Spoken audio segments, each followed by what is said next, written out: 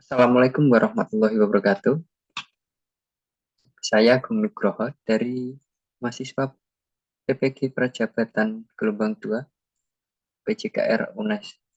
Pada kesempatan kali ini, saya akan membahas dan menyampaikan mengenai teori belajar anak dan motivasi anak.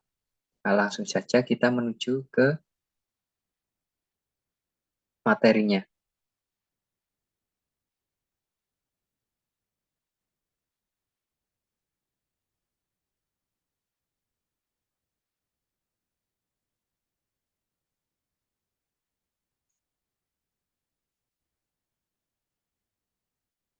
Nah, di sini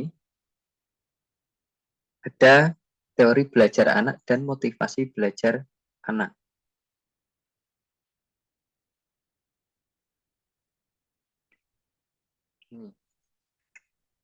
Nah, pendahuluan, belajar adalah salah satu komponen dalam kehidupan manusia selama hidupnya dan menjadi hal penting untuk kelangsungan hidupnya. Belajar dalam dunia pendidikan merupakan konsep pengetahuan yang banyak dilakukan oleh pendidik. Guru yang berperan sebagai pendidik atau pengajar akan berusaha menyampaikan ilmu pengetahuan kepada murid-muridnya atau peserta didik dengan sungguh-sungguh dan giat. Suatu hal yang perlu diketahui dari proses belajar mengajar adalah ilmu pengetahuan yang didapat dan bertambahnya ilmu pengetahuan hanya salah satu bagian kecil dari kegiatan untuk membentuk kepribadian seutuhnya. Ini ada table of content, yaitu ada dua. Yang pertama, teori belajar anak dan motivasi belajar anak. Teori belajar anak adalah suatu langkah yang dapat membantu guru atau pendidik untuk mendidik dan menyampaikan ilmu pengetahuan kepada murid atau peserta didik. Sedangkan motivasi belajar anak, motivasi merupakan dorongan yang timbul baik dari dalam maupun dari luar diri siswa, yang mampu menimbulkan semangat dan kegairahan belajar serta memberikan arah pada kegiatan belajar sehingga tujuan yang dikehendaki dapat tercapai. Nah, kita membahas teori belajar anak terlebih dahulu. Ada yang pertama itu teori behavioristik. Nah, menurut teori ini, dalam proses pembelajaran, yang terpenting adalah seseorang akan dianggap telah belajar ketika sudah menunjukkan perubahan perilaku. Dari teori ini juga, proses pembelajaran dapat diartikan sebagai stimulus dan respon pada penerapannya atau proses pembelajaran. Teori belajar behavioristik sangat bergantung dari beberapa aspek, seperti tujuan pembelajaran, karakteristik murid, materi pembelajaran, media pembelajaran, dan fasilitas pembelajaran.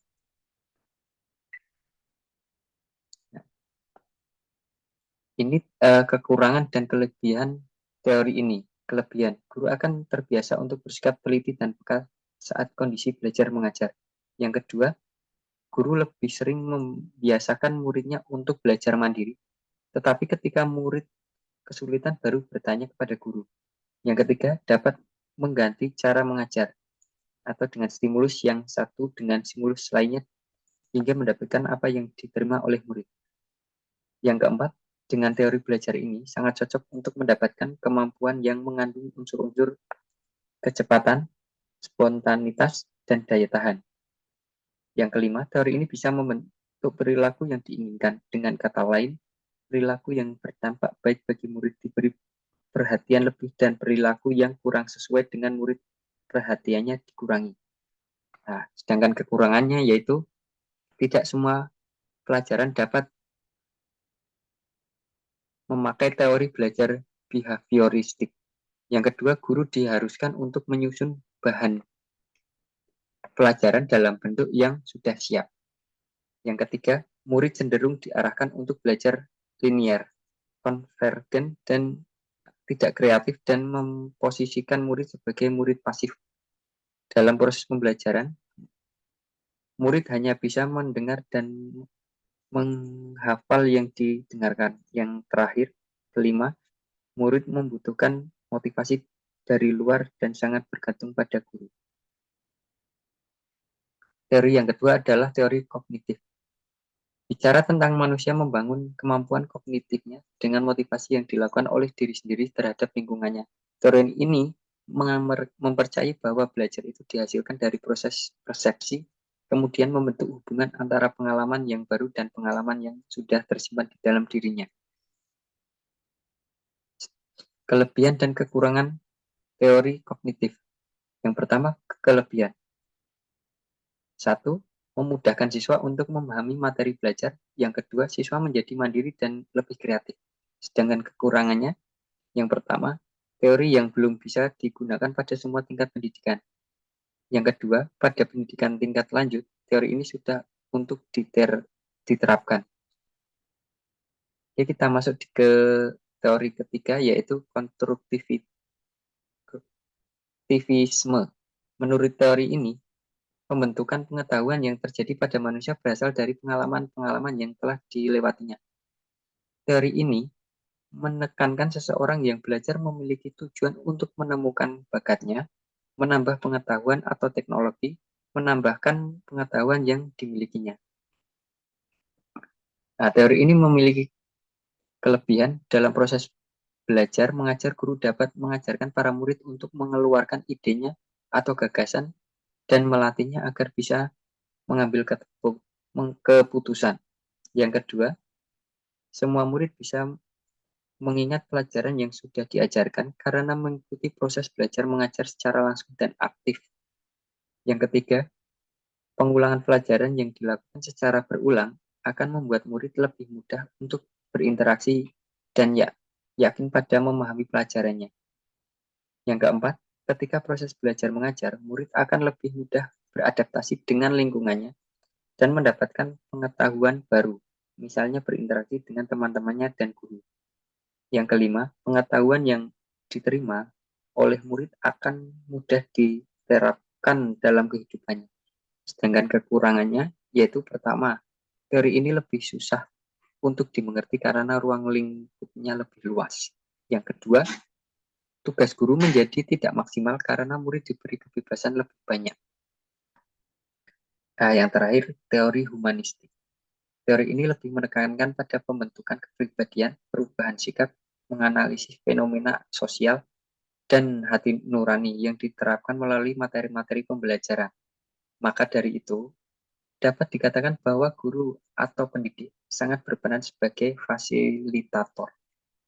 Nah, kelebihannya yaitu tingkat keberhasilan atau indikator penilaian dari teori ini adalah murid merasa senang dalam belajar dan terjadi perubahan terhadap tingkah laku dan pola pikir bukan karena paksaan atau keinginan sendiri. Yang kedua, jika proses pembelajaran mengajar mengutamakan pembentukan kepribadian, perubahan lingkungan, tingkah laku, dan hati nurani, maka teori belajar humanistik sangat sesuai. Yang ketiga, dengan teori ini, murid diharapkan menjadi manusia yang bisa mengatur dirinya sendiri dan menjadi pribadi yang lebih atau yang tidak terikat oleh pendapat orang lain, tanpa harus merugikan atau mengambil hak-hak orang lain. Sedangkan kekurangan yang ada pada teori belajar humanistik berasal pada murid. Maksudnya, murid yang tidak mau mengerti akan potensi dirinya, maka murid itu akan tertinggal dalam proses belajar mengajar. Motivasi merupakan dorongan seseorang untuk melakukan suatu kegiatan. Nah, adapun fungsi motivasi ada 3, yaitu mendorong manusia untuk berbuat. Motivasi dalam hal ini merupakan motor penggerak dari setiap kegiatan yang akan dikerjakan. Yang kedua, menentukan arah perbuatan, yakni ke arah tujuan yang hendak dicapai. Dengan demikian, motivasi dapat memberikan arah dan kegiatan yang harus dikerjakan sesuai dengan rumusan tujuan.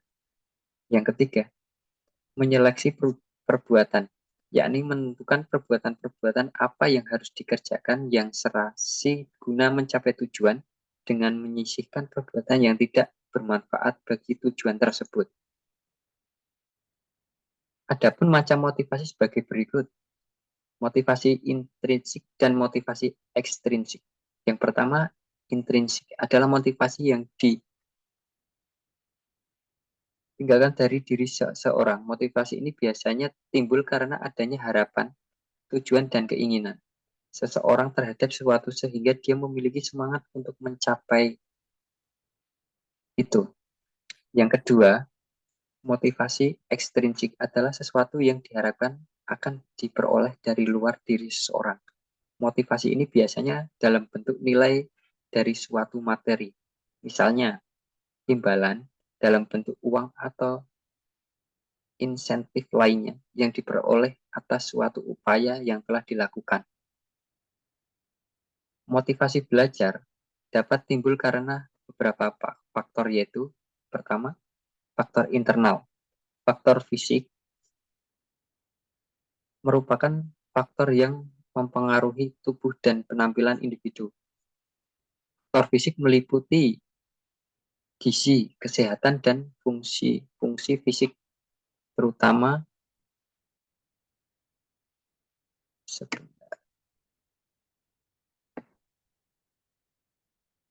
panca indera. Yang kedua, faktor psikologis merupakan faktor intrinsik yang berhubungan dengan aspek-aspek yang mendorong atau menghambat aktivitas belajar pada siswa. Faktor ini menyangkut kondisi rohani siswa. Yang B atau yang kedua, yaitu faktor eksternal. Faktor eksternal yang pertama yaitu faktor sosial merupakan faktor yang berasal dari manusia di sekitar lingkungan siswa, meliputi guru, teman-teman sebaya, orang tua, tetangga, dan lain sebagainya. Yang kedua, faktor non-sosial merupakan faktor yang berasal dari kondisi fisik sekitar siswa, meliputi keadaan udara, waktu, pagi, siang, atau malam, tempat sepi, bising, atau kualitas sekolah tempat siswa belajar, dan yang terakhir adalah fasilitas belajar. Nah, simpulan pada materi kali ini yaitu motivasi begitu penting di sekolah oleh siswa dalam dunia pendidikan, terutama dari eksternal. Kecil apapun motivasi yang diberikan akan berdampak pada pembelajaran siswa di kelas.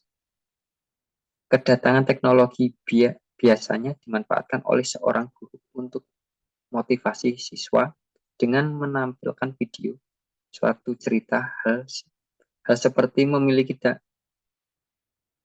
memiliki dampak terhadap psikologi siswa untuk konsisten mengikuti pembelajaran dengan semangat. Motivasi biasa dilakukan setiap hari kepada guru terhadap siswa yang kurang bersemangat.